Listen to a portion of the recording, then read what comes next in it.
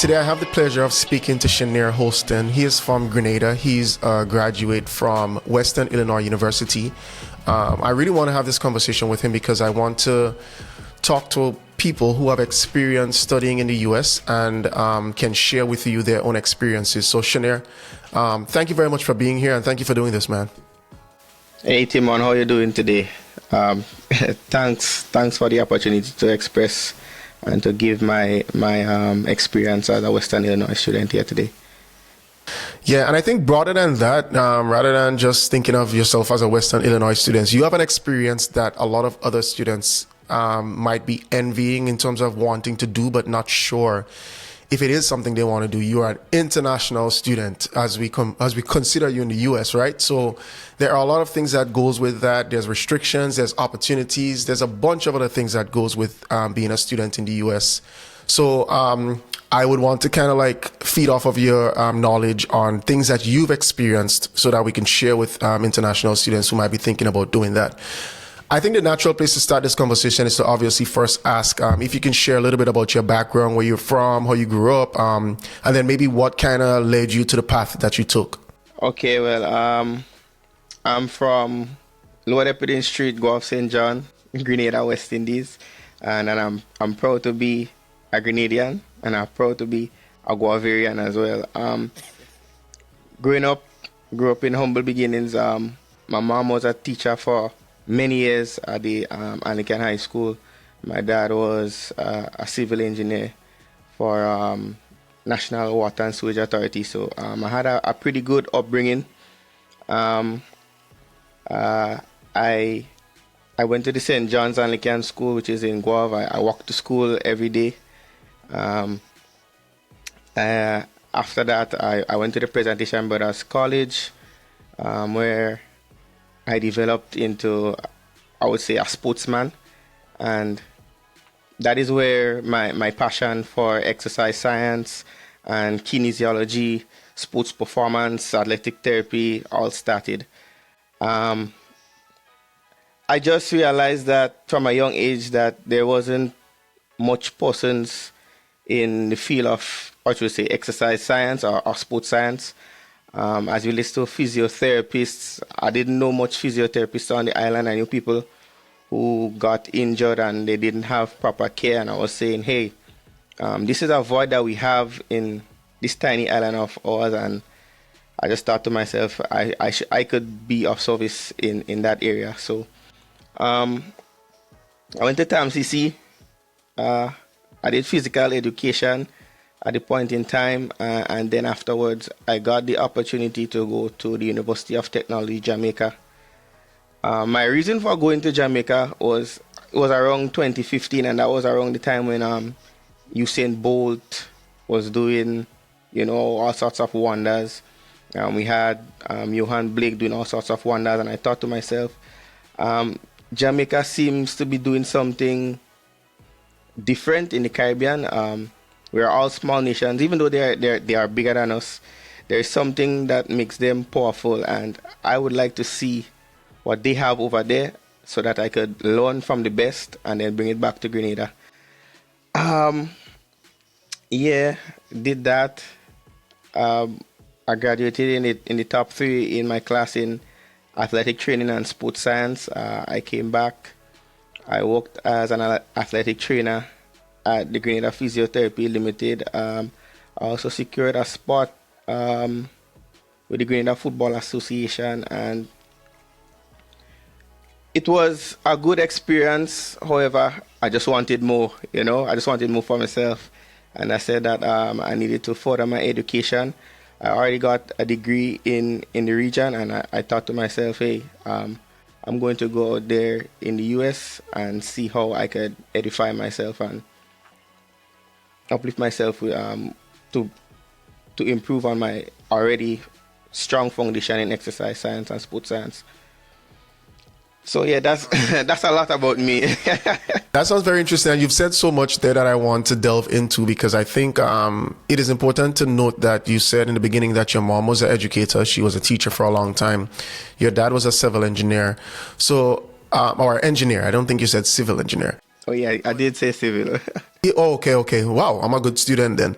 I'm listening closely. Yeah, but something I wanted to ask was whether or not your parents and their respect or their level of attention to education and putting themselves in places where they can, learn more, and their interest in education, did that at any point influence you wanting to take that path, or was it just, you just had that in you, or did they influence you in doing so? Oh yeah, they had heavy influence on me because the truth of the matter is, in my early years, probably secondary school, I wasn't thinking about doing anything past an associate's degree. I was just thinking simple, like simple Grenadian mind. Or you go to TAMCC, then afterwards you get a job and you work for the rest of your life in whichever field you get into. However, my father is a strong advocate for education. He was a part of, I think it's the St. John's Scholarship Organization, with former Governor General Carly Glean, where they gave students scholarships from primary school to the secondary school level. And he also sought out opportunities for persons who were at TAMCC level to go out and do their bachelor's in the US as well. So when I got to that age, he went to Jamaica with one of his friends. He actually studied in Jamaica for some period of time as well. He went back to the same school, the University of Technology. He got a brochure. He came back home and he told me, "Hey, Shenir, look at this and see if you see anything in there that you like. And, you could apply for those schools, and possibility highly exists. If you get through, we can finance you to go to school there." And when I got through, he was very happy for me, and we pushed in that direction, and here I am today. Yeah, I think it is always good to have parents who can encourage you, but more so parents who understand the importance of education, because they kind of walk that path and it makes it easier for you to kind of transition there. So I definitely think that was important to have those parents that really push. Yeah, one of the things that you mentioned was you were doing other stuff. You were involved in sports and all of that, and then you said, you know what, I want to go into kinesiology. But was it always your plan, or did you have alternative plans in terms of what you might have wanted to pursue? Did you at any point change your mind on what you did? To an extent, kinesiology is the study of human movement, so it still has a lot of application to sports, right? Because sports is human movement. It's just the type of human movement. We have what I would say human movement on a lower scale, where we're talking about regular people who just want to exercise to improve their health and wellness. And then you have the performance aspect, where persons are trying to train to become better in a specific sport with a specific type of movement pattern, and so on and so forth. So it's more or less in the same general ballpark. The reason why I chose kinesiology at that stage in my life was because at the point in time, I was working at the Grenada Physiotherapy Limited, and I started working with persons as related to their wellness. So I realized that I already have a foundation in the sports performance, but understanding how exercise can benefit the general population and help them with their chronic diseases such as diabetes, hypertension, and so on and so forth. I thought that was a good direction to go to put another feather in my cap, so to speak. Oh, okay. Well, I just learned something, because I never even knew that. And I don't know if you know this, but I did my master's degree in sport management. So there were some, correlation between sport management at some point, because you had to do some kinesiology type stuff within that program too. So, but I didn't go to the full extent that you would have gone, I went a slightly different direction. So you went to TAMCC, and I'm guessing at that point, TAMCC doesn't necessarily have a kinesiology program, right? They have a physical education program. Right. So did any of those courses prepare you for what was up next in kinesiology in terms of educational classes and all of that? Or was it just slightly related? The foundation of sports science, exercise science is anatomy and physiology, which is the form and function of the human body, right? And at TAMCC in my physical education degree program, we went through anatomy and physiology, and that's a foundation that had significant benefit for me in my field from then on up to this point, right? Knowing every muscle in the body, its insertion and origin, that's something that's very difficult and very pivotal in this field. So yeah, TAMCC in that regard did help me in that aspect, and the credits was able to be rolled over to my degree in Jamaica, and then after to kinesiology as well. Okay, because that's another thing too. Because I recently did a video talking about the importance of going to a junior college before even sometimes going to university. And one of the top benefits, I would say, and I would argue every day, is that you get to lessen your cost because of the fact that a lot of universities, you can transfer courses that are applicable in that undergrad program from your associate degree program.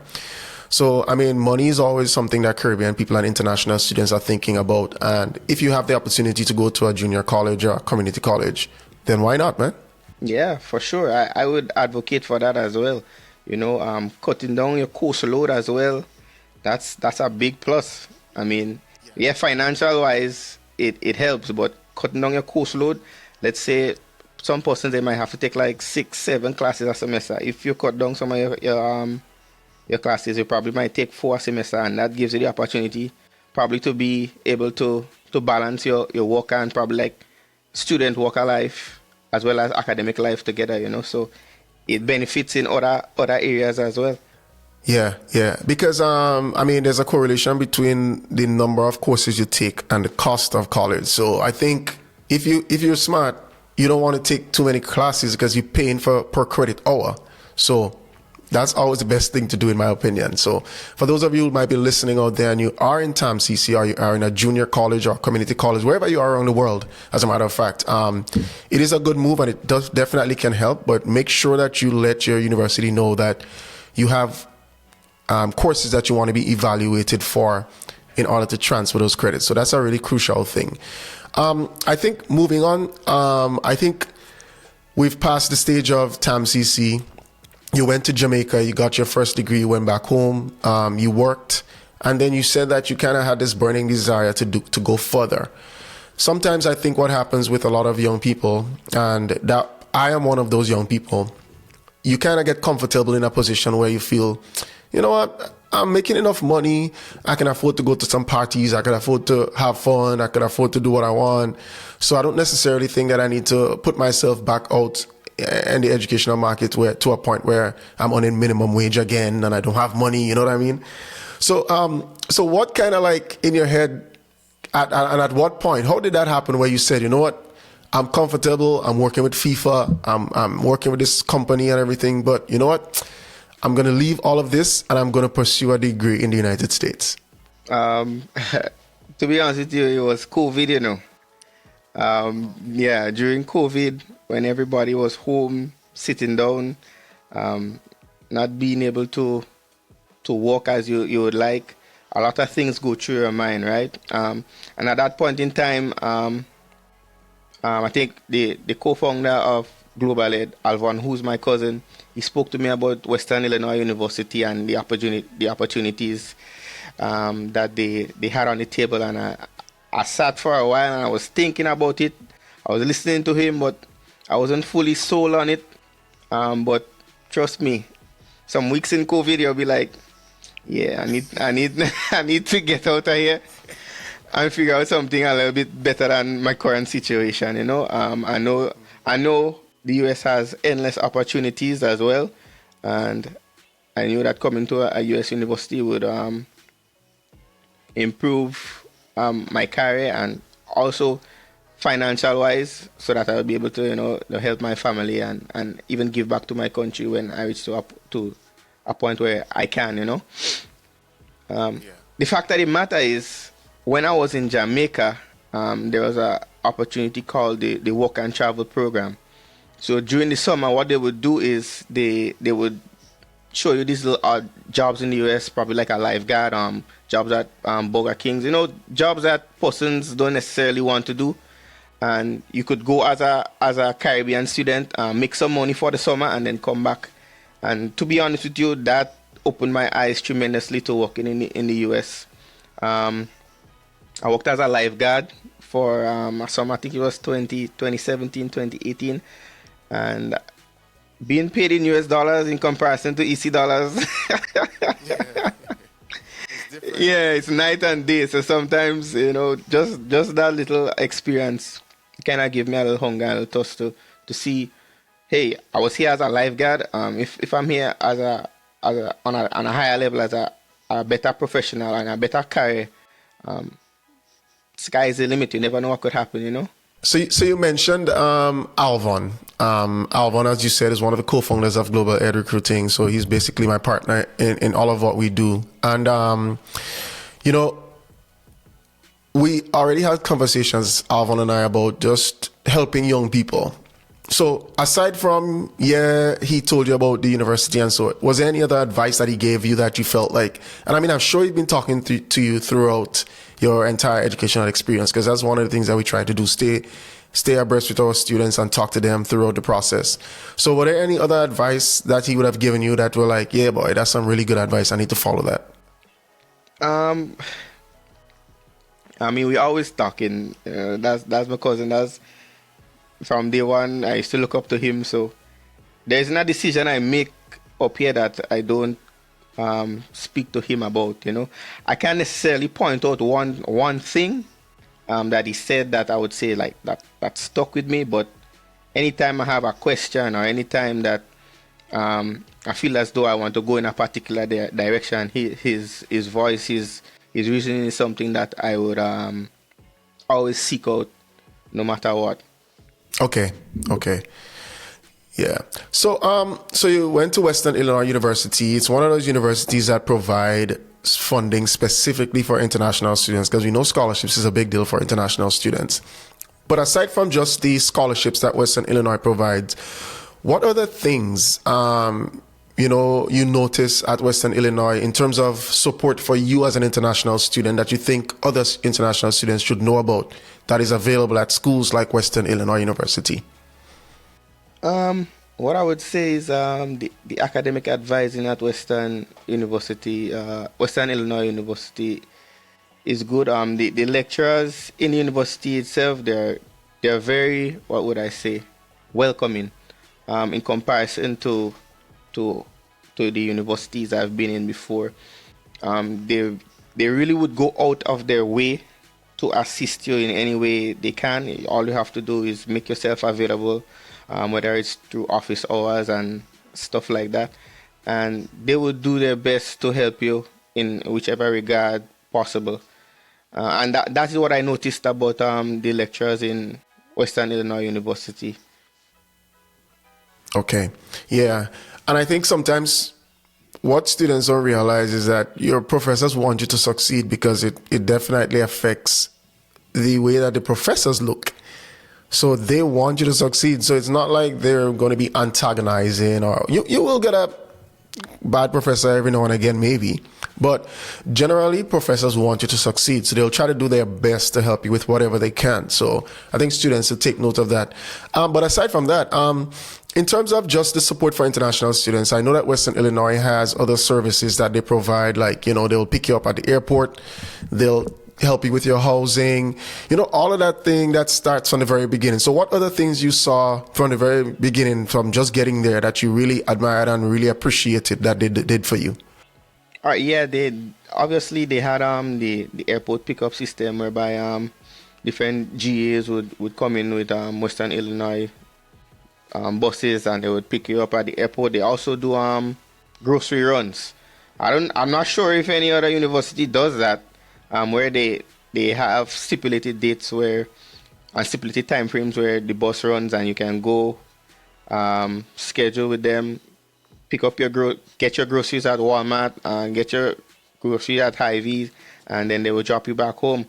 Also the different communities, the different international communities, like the Caribbean community, The African Student Association, the Indian associations, they also have their subcommittees where they also help each other, whether it's with personal problems, whether it's with schoolwork.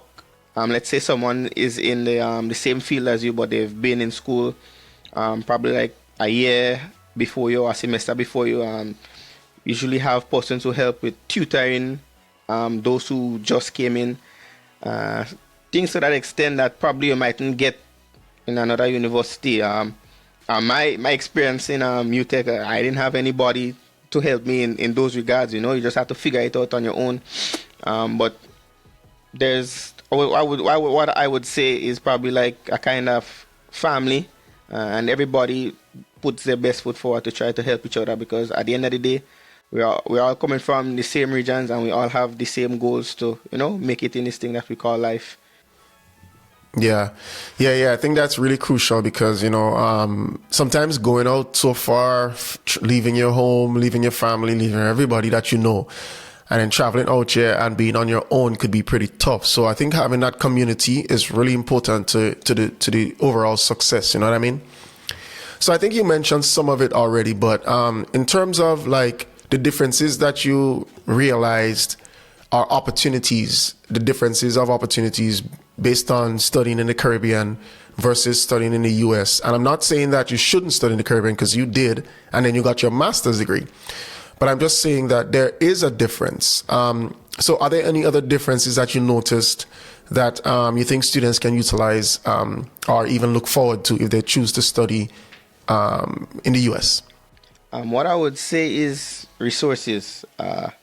The amount of resources that you have at your fingertips in universities in the US, sometimes it's night and day in comparison to the Caribbean schools. When you go to the library in the Caribbean, you just have your books, and so out here you have different types of software that you can use on the in the library on the computers here. Things that would be beneficial to your field. Let's say someone is probably like in what would you say, architecture, so they would have computer aided designs right there on the computers right there for you to use instead of you purchasing your own. Also, I would say current and best practices. In the Caribbean, we are a little bit outdated, let's be honest. A lot of our approaches might be a little bit behind. However, they do their best in the US to stay fresh and to stay abreast with the latest trends, the latest in technology, to keep their students abreast of what is going on in the real world. So I would say from that perspective, I would say the US school would be a little bit superior in that aspect. Another thing that I would say is different is the networking opportunities. It's much greater. It's more vast. You're privy to persons from, let's say, everywhere around the world. In comparison to when you go to schools in the Caribbean, is mostly persons from the region. You might have one or two persons internationally. Or out here, I've met colleagues from Nepal, colleagues from Ghana, colleagues from Croatia who are involved in professional sports, and just having those networks, you don't know how it might pan out in the future, but trust me, it can be very beneficial, and that is a big plus of going to school in the US as well. Yeah, and if you could expand on the idea of establishing networks, and how do you take advantage of that? No, I'm not saying that you know for sure that this person that you're going to meet from some other country would benefit you right now. But I think there is something to be said about just making yourself available, being open to meeting new people and stuff like that. Because you're in a global community.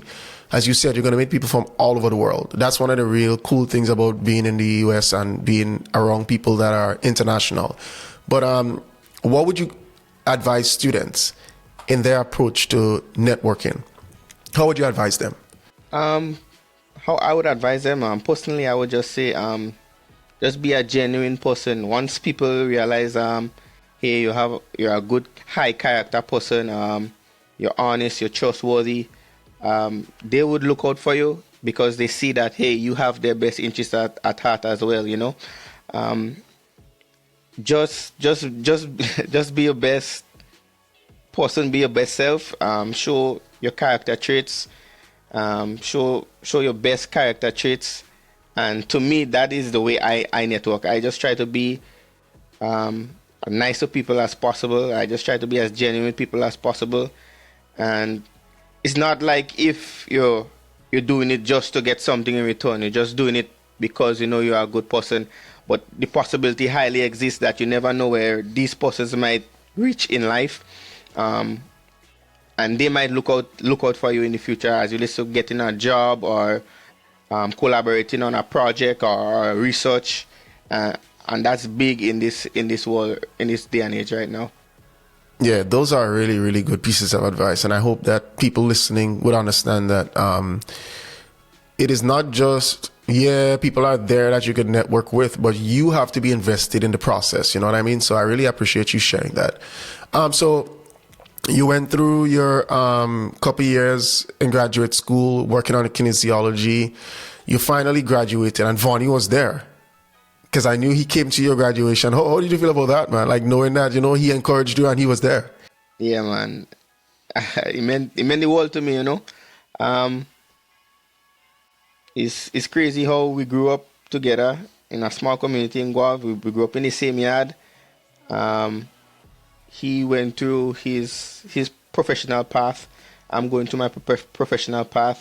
He helped me on the way here, and he was able to, you know, see me through the line, you know, and just him seeing me graduate with my mom and with my cousins, you know, it was an emotional roller coaster, you know. Yeah, it was a real emotional roller coaster for me, you know. We shared a little bit of some tears of joy, but it was all worth it, you know. And I mean, to me, the journey has just begun. So yeah, there's more things, greater things to come in the future, you know. And as a family, we just happy to root for one another, you know. Yeah, that's nice. Yeah. That's real nice. Yeah. So moving along now, you've graduated and you are currently in a job that you kind of got onto because of an internship. And I think internships is a really crucial thing because there are such vast opportunities and there's a lot of companies and there's a lot of things happening. I mean, you're not too far from Chicago. So Chicago is a huge city. There's a lot of things happening all around. I mean, it's not just Chicago particularly, but there's a lot of things happening. How did just having that opportunity to do an internship benefit your career development, and not necessarily where you are now to say that this is where you're going to be forever, but how did that whole idea of being able to intern at a company or intern at a place where it gives you experience that you can put on your resume, play into your whole development as a person and a professional? The internship that I received, it's such a crazy story how I got that internship in the first place, right? And it all comes back down to networking. There was this day I was working outside of my apartment and I saw this lady. She was just like a bubbly person. We began speaking. She asked me what's my major. I told her kinesiology. She said, "Wow, that's crazy." She said, "Well, her husband he had a stroke and she wanted to know some stretches she probably could do for him to help him recover." I gave her some things that I thought would be beneficial off my head, and she said, "Wow." She said she was a bit impressed because a lot of those stretches and exercises that I recommended, his therapist recommend those. And I said, "Oh, well, that's great." She said, "Have you ever heard of age rehab and medical fitness?" I said, "No, I've never heard of them before." She gave me the card, and what happened was I had to do an exit option for my master's degree, which was either you did a research paper, you did a thesis, you did a project, or you did an internship. I'm a more of a hands-on person, so I thought doing an internship would be the best option for me. So I just took the opportunity. I called the number on the card. I said who I was. He told me to drop in my resume. I dropped in my resume, and he said he was impressed with my resume, and he took me in for the internship. I went there. I learned the workplace culture. I sorted myself well within the organization. To be honest, it was so easy to. I don't want to make it sound. I don't want to make it sound bad. As if everybody could just do it. Yeah, but it was so easy as someone who had experience working in the field from the Caribbean, going in there, because a lot of the times we're understaffed in the Caribbean, and as a result, our work ethic is crazy in comparison in comparison to persons out here. So standing out was very easy, and I didn't even have to ask him to, if he would keep me on or anything. He offered. He said, "Hey Shen, boy, I would really need for you to to continue to work here. I like how you work. Everything so far ticks all the boxes for me. Your personality, the way you do things. Would you stay here with us at Age Rehab and Medical Fitness?" And I was happy to do so in this period of time. Yeah, so I would like that story just kind of like makes me smile, because a lot of times I tell students when I speak to them, because a lot of Caribbean students especially, they have doubts. They're like, can I do this? Would I succeed? Would I get a job after? I mean, I say to them up front, there's no guarantees, because that's how life works. There's no guarantees for anything. But I think one of the things you have to think about is we have a unique type of culture in the Caribbean, our international students in general, because we work with less. We don't have as much resources. We don't have as much. So we tend to be very ingenious in terms of the things that we could do. So it's easy for us to succeed. You just have to get in there, take that opportunity. Sometimes you have to take a little leap.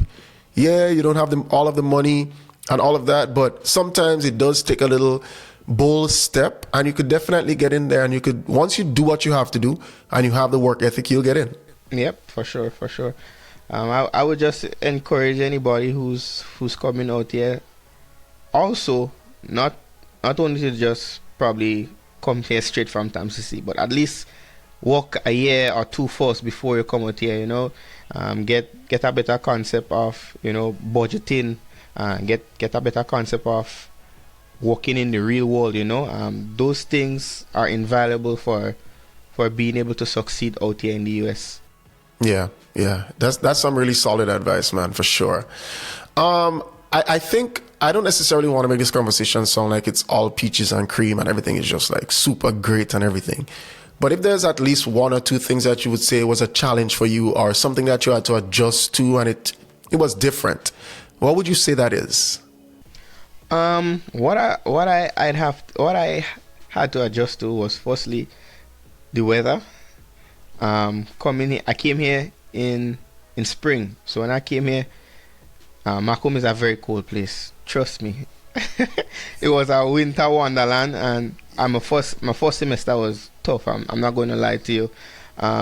It's mentally taxing. It's mentally draining, having to wake up every morning to go out in, let's say, probably negative degree temperatures or close to negative degree temperatures.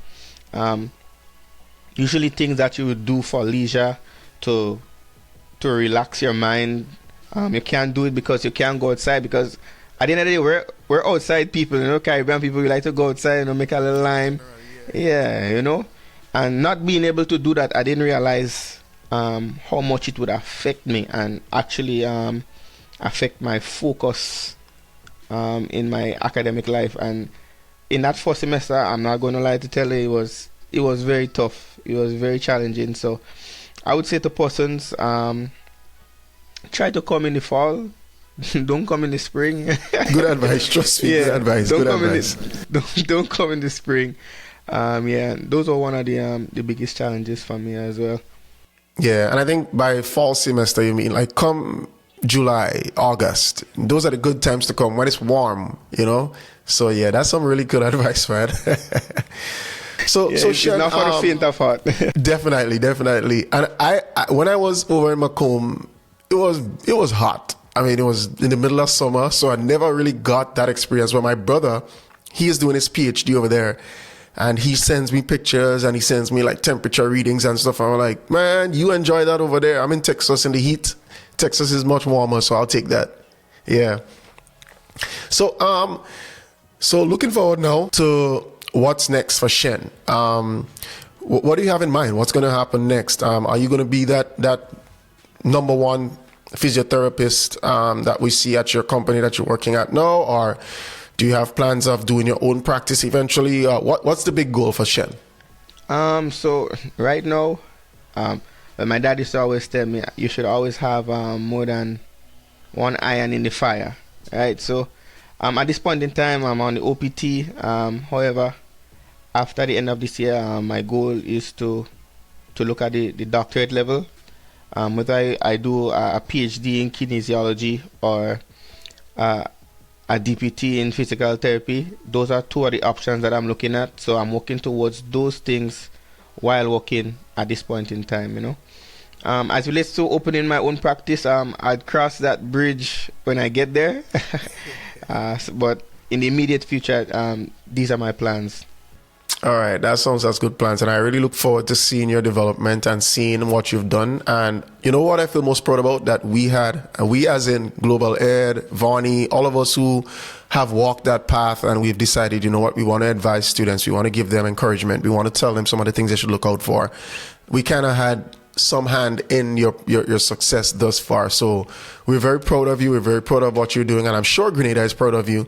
I posted something about you and the number of people I was liking it and talking about Shen. And I was like, man, I'm popular, boy. Yeah. I was like, what? Yeah, so I didn't even know that.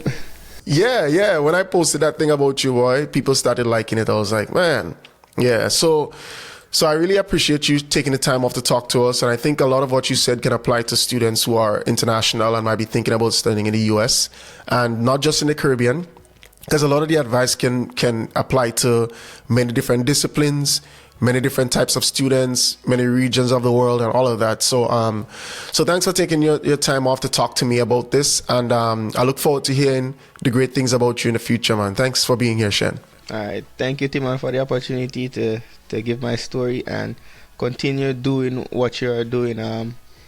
It's something that is very necessary, and the way I see you guys post and give so much information to the younger generation coming up, I mean, we didn't have that, and I'm so happy that they have that. They have a visual and they have information at their fingertips, so they could just use that information and press forward, you know. So I just want to say thank you for what you are doing as well.